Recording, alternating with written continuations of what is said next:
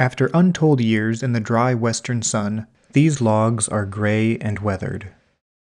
But underneath lies a beautiful wood that you'll never find at your local lumber yard.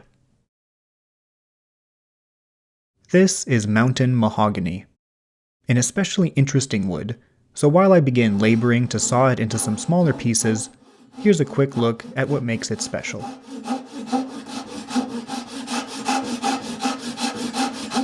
There are a number of species in the genus Cercocarpus, found in the western United States and northern Mexico in semi-arid environments.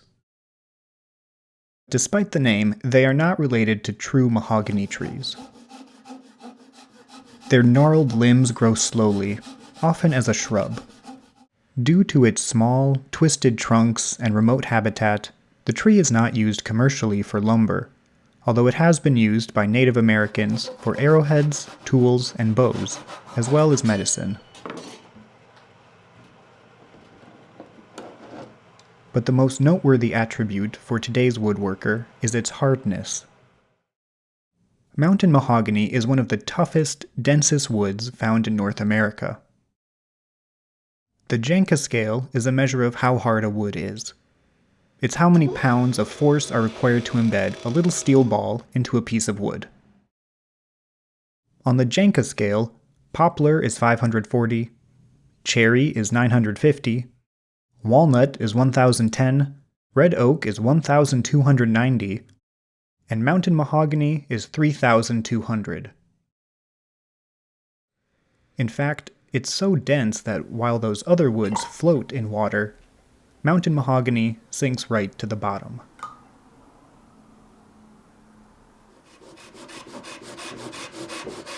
So that's why I'm sweating a bit as I cleave this little log in twain. Since mountain mahogany is so difficult to work with, and because these are small limbs, my objective here is to get just a few small slices that can be made into simple earrings or pendants. I'm not the first one to work this wood. Lots of insect tunnels crisscrossing through these old pieces, but I'm hoping I could either work around them or incorporate them into a design.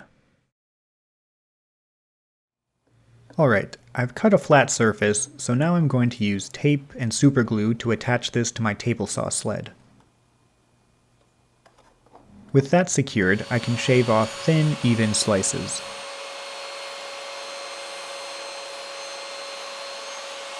I am wearing a full face shield, just in case something catastrophic happens and the whole piece explodes. But the wood cut with no problems, and the superglue was plenty strong.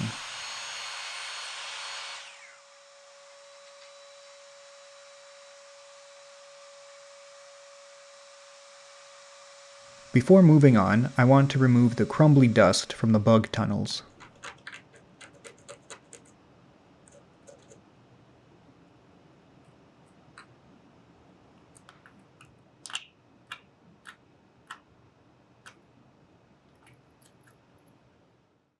And now I have some wee small mountain mahogany lumber to use.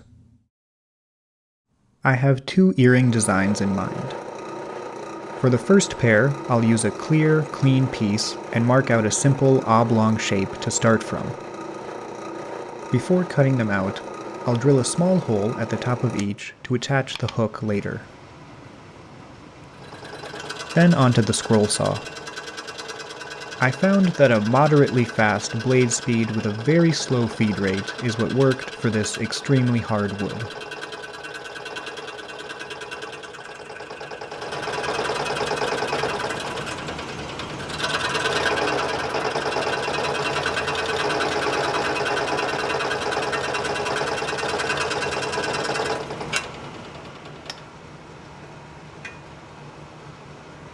Once they're cut, I'll do some shaping and tapering on the disc sander until they look about right.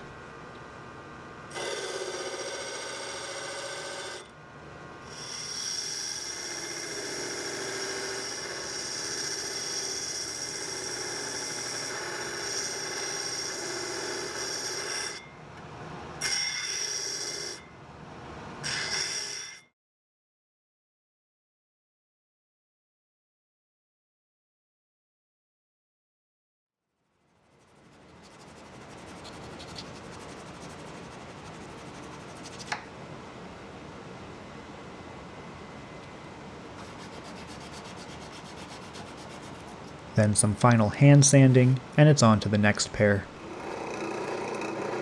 For these, I want to utilize the insect tunnels through the wood, so I'll draw square diamonds over an area that looks like it'll work.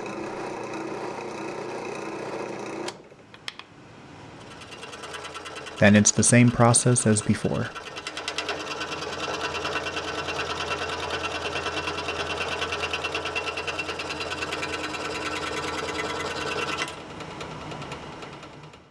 I think these are going to be pretty cool with the holes running through them.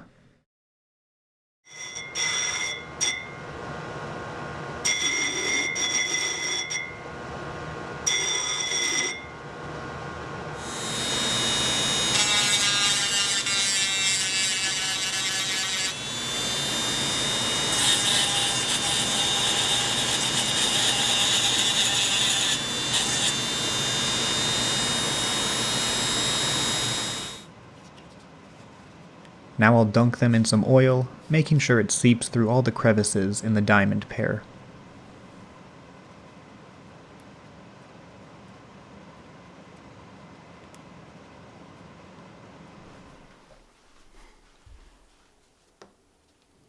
To finish things off, I'm attaching some earring hooks with rings, and they're done.